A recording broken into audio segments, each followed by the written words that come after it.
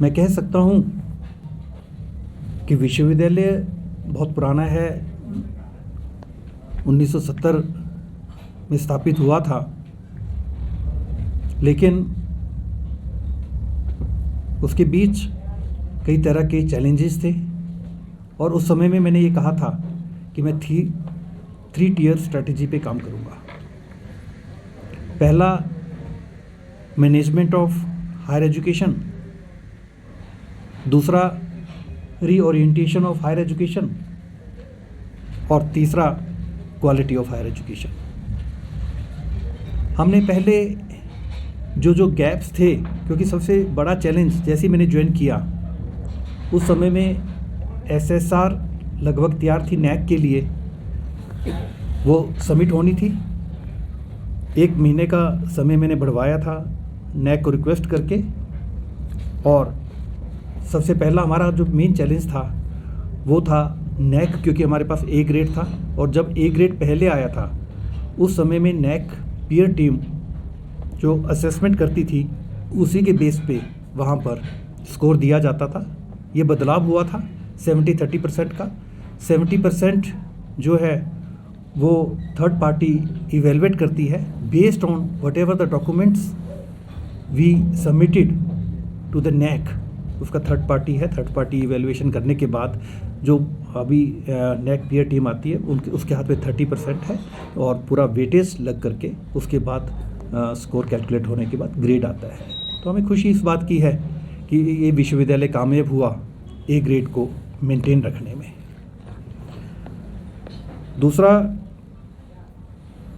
कुछ क्योंकि राष्ट्रीय शिक्षा नीति 2020 अगर मैं केंद्रीय विश्वविद्यालय की बात करता हूँ तो केंद्रीय विश्वविद्यालय में we are the pioneer in the country for implementation of national education policy. But as far as Himachal Pradesh University is concerned, where we have also the affiliated colleges, therefore there were certain challenges for the implementation of national education policy in this university, क्योंकि उसके लिए mindset सबका बनाना, पूरे stake holders के बीच में जाकर के ये बात पहुंचानी, प्रिंसिपल्स के बीच में, टीचर्स के बीच में, विद्यार्थियों के बीच में, शोधार्थियों के बीच में। तो उसी चीज़ को ध्यान में रखते हुए हमने सबसे पहला कुछ निर्णय लिया, क्योंकि मल्टीपल एग्जिट तो था ही, मल्टीपल एंट्री एग्जिट तो हम इसको शुरू कर ही रहे हैं इस सत्र से। मल्टीपल एंट्री एग्जिट का मतलब है कि 3 साल से 4 साल अंडर ग्रेजुएशन का कोर्स होगा और उन 4 साल में जो 1 साल कंप्लीट करके जाना चाहेगा, निकलना चाहेगा, कोई भी परिस्थिति हो, कहीं और माइग्रेट होना चाहता है या अपना जॉब लग जाती है या कोई इकोनॉमिक के कारण, तो 1 साल के बाद हम सर्टिफिकेट देंगे, 2 साल के बाद हम डिप्लोमा देंगे, 3 साल के बाद हम ग्रेजुएशन 2 तरह की देंगे, ग्रेजुएशन ऑनर्स और ग्रेजुएशन विद रिसर्च। और 4 साल 3 साल के बाद डिग्री देंगे, 4 साल के बाद फिर हम 4 ईयर डिग्री देंगे with research and with honours. इस तरह का 4 साल का होगा और इसमें कुछ कंडीशंस हैं। 3 साल के बाद वो कंडीशन पूरी करेंगे तो चौथे साल में एंटर करेंगे, अन्यथा वो, क्योंकि पोस्ट ग्रेजुएशन दोनों तरह का ही चलेगा, 1 साल का भी चलेगा, 2 साल का भी चलेगा। और उसी तहत, क्योंकि 5+3+3+4+ जो सिस्टम था ये 4+1, उसमें जो अभी हमने हाल ही में एक डिसीजन लिया है, बहुत कम यूनिवर्सिटीज़ हैं जो कि एलिजिबल थी आई टैप का मतलब है इंटीग्रेटेड टीचर्स एजुकेशन प्रोग्राम, यानी कि बीएड अब 4 साल का होने जा रहा है। 4 साल के लिए बहुत कम विश्वविद्यालय हैं जिन्होंने क्वालिफाई किया है, इसको अप्लाई किया, हमने भी अप्लाई किया था।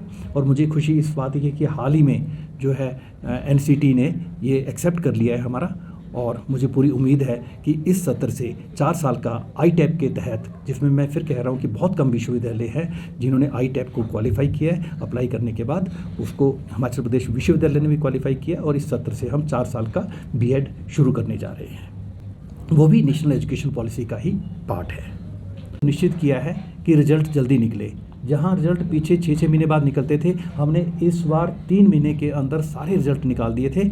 आगे हम ये सुनिश्चित करने जा रहे हैं कि 2 महीने में सारे रिजल्ट निकल जाएँ, और उसके लिए हमने कुछ क्लस्टर भी बनाए हैं, कुछ कॉलेजेस को लेकर के, कंबाइंड कॉलेजेस को लेकर के, कुछ पूरे प्रदेश भर में कुछ क्लस्टरिंग की है, ताकि हमारे रिजल्ट जो हैं वो जल्दी निकले। और पहले जैसे हमारा फर्स्ट ईयर का था, फर्स्ट ईयर का हम ऑनलाइन करते थे, इस बार हमने रिवर्स कर दिया है। फाइनल ईयर के रिजल्ट जल्दी निकले तो फाइनल ईयर के हम ऑनलाइन इवैल्यूएशन को लेकर के इस बार हम वो कर रहे हैं, ताकि क्योंकि फाइनल ईयर के रिजल्ट डिले ना हो, उन्होंने बाहर भी अप्लाई करना होता है और इधर उधर भी अप्लाई करना होता है, इसलिए हमने ये सुनिश्चित किया है। लगातार प्रो वाइस चांसलर साहब हमारे रिसोर्स मोबिलाइजेशन कमेटी के एक कमेटी बनाई है, उसके चेयरमैन भी हैं। हमने पीछे रिसोर्स मोबिलाइजेशन की बैठक भी की थी, और हमने उसमें सुनिश्चित भी किया कि क्योंकि जैसा मैंने कहा कि विश्वविद्यालय आत्मनिर्भर बने, ये सबसे बड़ी बात है। तो आत्मनिर्भर होने के लिए हमने फाइनेंस ऑफिसर को भी ये काम दिया था, और एक तो रिजल्ट अभी आ ही गया है। हम इस वजह से कुछ स्टेप्स और भी हमने लिए हैं, तो मुझे लगता है कि आने वाले समय में लगभग 40 से 50 करोड़ रुपए, लेकिन ये it's not a job of overnight, ये टाइम लगेगा हमें। जो स्टेप्स आज हम ले रहे हैं उसमें धीरे धीरे, मैं फिर कहना चाहूँगा कि विश्वविद्यालय को सेल्फ रिलायंट आत्मनिर्भर की तरफ बढ़ना ही होगा। अगर मैं ये कहूँ कि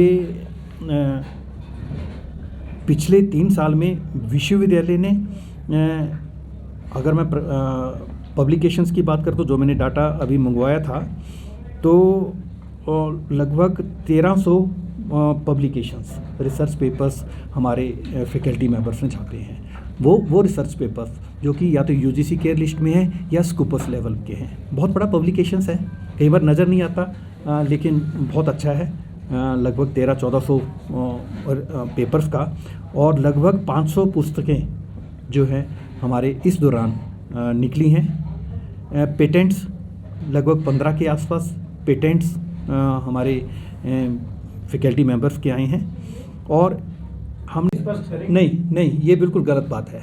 मैं बिल्कुल इस बात को डिनाइल करूंगा कि सरकार नहीं चाहती, बिना सरकार के चाहे नहीं हो सकता, सरकार भी चाहती है। मेरे पूरे कॉर्डियल रिलेशन है माननीय कुलाधिपति राज्यपाल जी से भी और माननीय मुख्यमंत्री जी से भी। जब कोई काम मैं लेकर के काम विश्वविद्यालय का, मेरे दोनों तरफ से कभी डिनाइल नहीं हुआ है।